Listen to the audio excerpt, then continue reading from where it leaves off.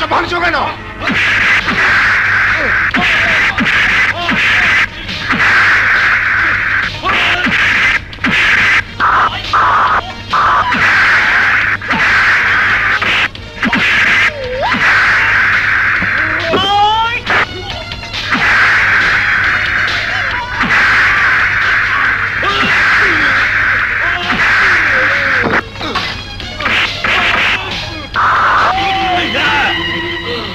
এত বড় স্পর্ধা সাদেক লোহানীর বক্তৃতার সংবাদ না ছাপিয়ে পত্রিকা জমজমাট ব্যবসা করে যাবি, তা হতে পারে না।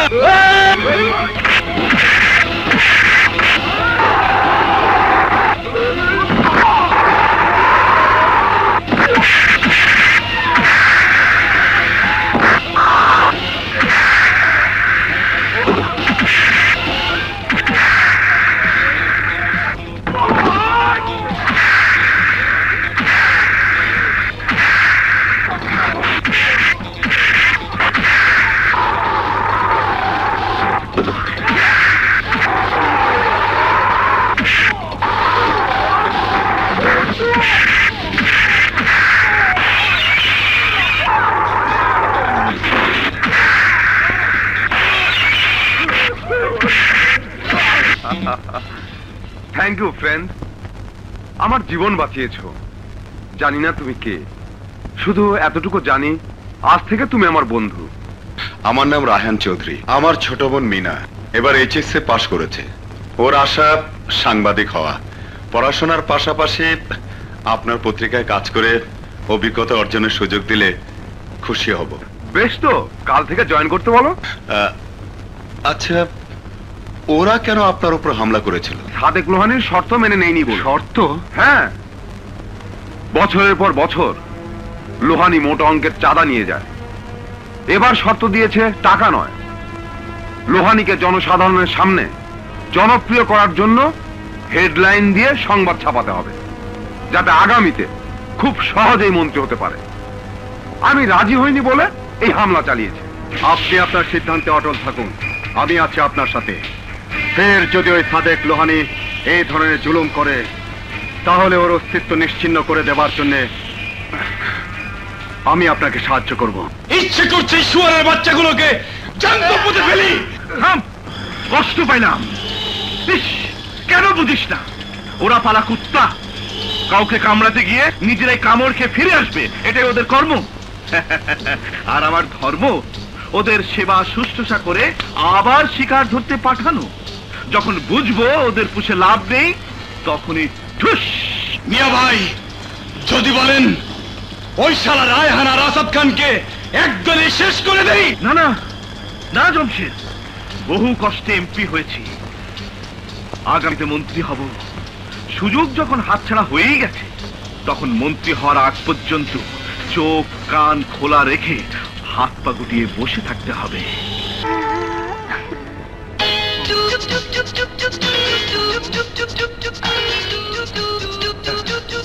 কেউ নেই তো আমার।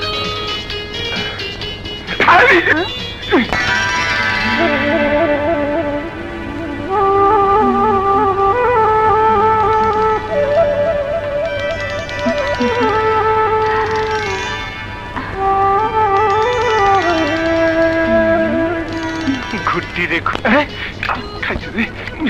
কে? বুয়া? বুয়া সেরেছে রে। কি হলো বুয়া, কথা বলছো না কেন?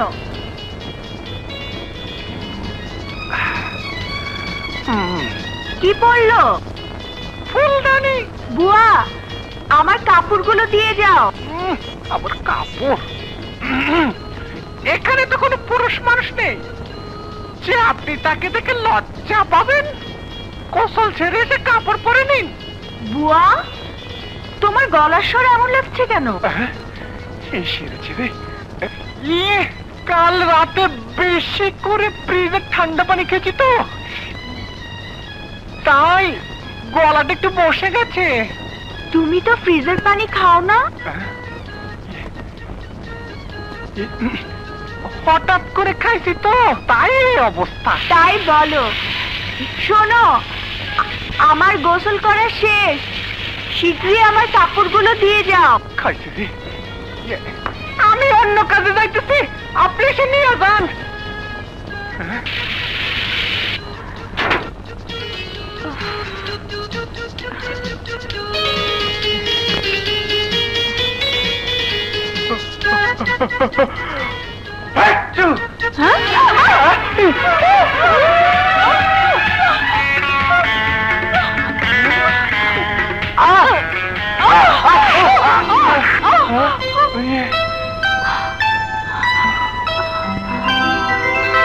আমার কোনো দোষ নেই, তোমার ভালোবাসায় তো আমাকে এখানে নিয়ে এসেছে। প্রেম পবিত্র, ভালোবাসা নিরপরাধ। তারপরেও যদি এই অপরাধে আমি অপরাধী হয়ে থাকি, তুমি আমাকে যে শাস্তি দেবে আমি তা মেনে নেব। তবু চিৎকার দিয়ে বলবো, আমি তোমাকে ভালোবাসি। আই লাভ ইউ আখি, আই লাভ ইউ। চুপ, ভালোবাসার দোহাই দিয়ে রেহাই পাবে না। আজ তোমাকে আমি বিশ্বাস করো, আমি ইচ্ছে করে আসিনি। তোমার ছাদে ঘুরতি, সেই ঘুরতি নিতে গিয়ে তো নাটাই হয়ে এসে আমাকে ঘায়েল করেছো। আর তাই আমিও ঘুড্ডির মতো সুতা কেটে যাব না দূরে। আখি, হ্যালো, কে বলছেন? আপনি কি বলছেন? আমি মিনা। ও, আমি তোমার ভাবি। ভাবি? হ্যাঁ, তোমার ভাই রায়হানের স্ত্রী। মা, মা। কি রে, কি হয়েছে? না, কথা বলো। কার সাথে? আরে বলোই না। হ্যালো, কে বলছেন? আসসালামু আলাইকুম আম্মা। আপনি কে বলছেন? আপনি আমাকে তুমি করে বললে খুশি হব আম্মা। আমার নাম সোনিয়া, আমি আপনার ছেলে রায়হানের স্ত্রী। রায়হানের স্ত্রী? আপনি কেমন আছেন আম্মা? আপনাকে দেখার অনেক ইচ্ছা আমার, কিন্তু রাজি হয় না। আম্মা, আপনার জন্য একটা সুখবর আছে। আপনি খুব শিগগিরই দাদি হতে যাচ্ছেন। কি? দাদি? মা। কিরে, কি হয়েছে মার? ভাইয়া, চুপি চুপি যাকে বিয়ে করেছো তার কথা শুনে মার মাথা চক্কর দিয়েছে। কি বলছিস তুই? হ্যাঁ, এই ন কথা বলো। হ্যালো, কে বলছেন? আমি সোনিয়া বলছি। ডার্লিং, তুমি কেমন আছো? নির্লজ্জ বেহায়া মেয়ে, আর কি আমার জায়গা পাও না? ছি, তোমার বিবেক বলতে কি কিছু নেই? শেষ পর্যন্ত তুমি আমার মায়ের সাথে বেয়াদবি করেছো। ভবিষ্যতে এ ধরনের অন্যায় করলে আমি তোমাকে ক্ষমা করব না।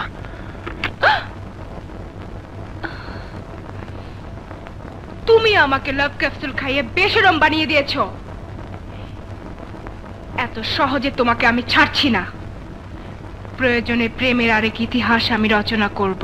ভালোবাসা জিন্দাবাদ, প্রেম মহব্বত জিন্দাবাদ, প্রেমের সংগ্রাম চলবে, প্রেমিকার দাবি মানতে হবে মেনে না। কি হলো? বাইরে কিসের তো হট্টগোল? আমি দেখছি মা।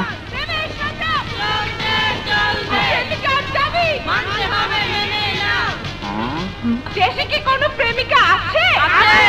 কোন সে নারী? সোনিয়া। কোন সে নারী? সোনিয়া। থামো! তোমার অনেক আর কি সহ্য করেছি, কিন্তু আর না। এটা ভদ্রলোকের বাড়ি, মিটিং মিছিল করার জায়গা এটা নয়। প্রেস ক্লাবের সামনে গিয়ে মিটিং মিছিল করো।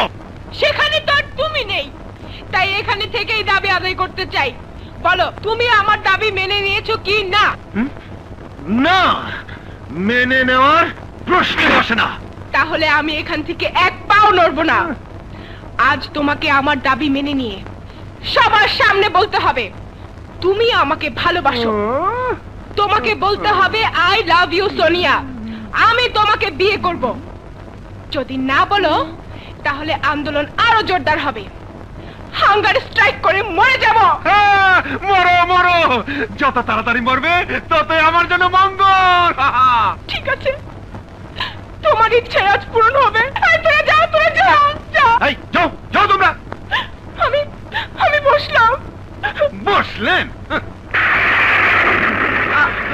আচ্ছা, তুই এত পাষাণ কেন রে? মায়া মমতা বলতে কি তোর মনে কিছুই নেই? দেখছিস না ঝড় বৃষ্টি আসছে, তারপরেও তুই একরোখামি করছিস। যা যা, ওকে নিয়ে আয়। মা, এইসব আধুনিকা মেয়েদের আমি ভালো করে চিনি। প্রথমে ছলনা করে তোমার মন জয় করবে, তারপর তোমাকে রাজি করিয়ে আমাকে বিয়ে করে ঘরে উঠবে, তারপর একদিন তোমার মাথার উপর বসে মশলা পিষবে, তোমাকে দিয়ে কাজ করিয়ে রাজরানীর মতো বসে বসে খাবে। যখন এর প্রতিবাদ করবে তখনই তোমাদের কাছ থেকে আমাকে আলাদা করে নিয়ে নিজেই রাজপ্রাসাদ ভাড়া করবে। আচ্ছা আচ্ছা, সে পরে দেখা যাবে। এখন ওর দাবি মেনে নিয়ে অন্তত এই যাত্রা আন্দোলন বন্ধ কর, তা না হলে বৃষ্টিতে ভিজে মেয়েটা অসুস্থ হয়ে পড়বে। হ্যাঁ ভাইয়া, তোমার যদি লজ্জা করে তাহলে আমি গিয়ে বলে আসি তুমি তার দাবি মেনে নিয়েছো। চুপ, তুই বেশি কথা বলিস। মা, ঘরে চলো। চলো না, চলো চলো চলো চলো।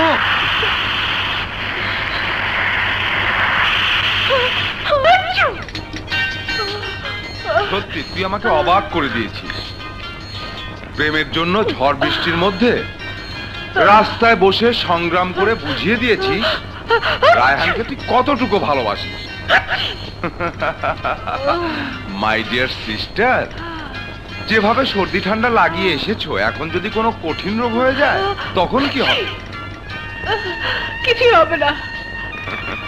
আচ্ছা ভাইয়া, রায়হানকে তো তুমি ভালো করে চেনো, সত্যি করে বলো তো ওকে তোমার কেমন লাগে? খুব খারাপ, এমন খারাপ যে ওর গোটা পরিবারটাকে আমি পছন্দ করি। আমি জেনে খুব খুশি হয়েছি রায়হানের মতো ছেলেকে তুই জীবন সঙ্গী করার জন্য সিলেক্ট করেছিস। ওয়াও, থ্যাংক ইউ ভাইয়া, তুমি খুব ভালো। ভালো হবে না মন্দ হবে সব আমরা বুঝবো, তুই অমত করিস না দোষ। হ্যাঁ রাজু ভাই, আমরা অনেক ভেবে সিদ্ধান্ত নিয়েছি টনির সাথে প্রতিদ্বন্দ্বিতা করার জন্য একমাত্র তুমি উপযুক্ত প্রার্থী। রাজু, এই শিক্ষাঙ্গন আজ সন্ত্রাসীদের আক্রা হয়ে আছে। কিছু রাজনৈতিক নেতারা তাদের স্বার্থ সিদ্ধির জন্য আমাদের মতো অসহায় ছাত্রদেরকে জিম্মি করে রেখেছে। টনির মতো ছাত্র নামদারি সন্ত্রাসীকে দিয়ে পুরো কলেজটাকে সন্ত্রাসে ভরে দিয়েছে। কিন্তু দোস্ত, আমরা লেখাপড়া শিখে মা বাবার আশা পূরণ করতে এখানে এসেছি, রাজনীতি করে সন্ত্রাসী হতে নয়। তোদের কথায় নির্বাচন করে লাশ হয়ে আমি মায়ের বুকে ফিরে যেতে চাই না। কিন্তু রাজু ভাই, আর কতদিন আমরা টনির কাছে মাথা নত করে নিজেদের অধিকার থেকে বঞ্চিত হব? আচ্ছা, তোরা নিজেরা নির্বাচন না করে কেন আমাকে নির্বাচন করতে বলছিস? আরে দোষ, আমরা তো তোর পক্ষে আছি। বলিষ্ঠ নেতৃত্ব আর প্রতিবাদী কণ্ঠস্বর একমাত্র তোর মধ্যেই আছে, তাই তোর নেতৃত্বে আমরা নির্বাচন করতে চাই। টনিকে ছাত্র সংসদ থেকে বিতাড়িত করতে চাই। তুই রাজি না হলে এতগুলো ছাত্রছাত্রীর মনে আঘাত পাবে। হ্যাঁ রাজু ভাই, তুমি আমাদের মনোবল ভেঙে দিও না। ঠিক আছে,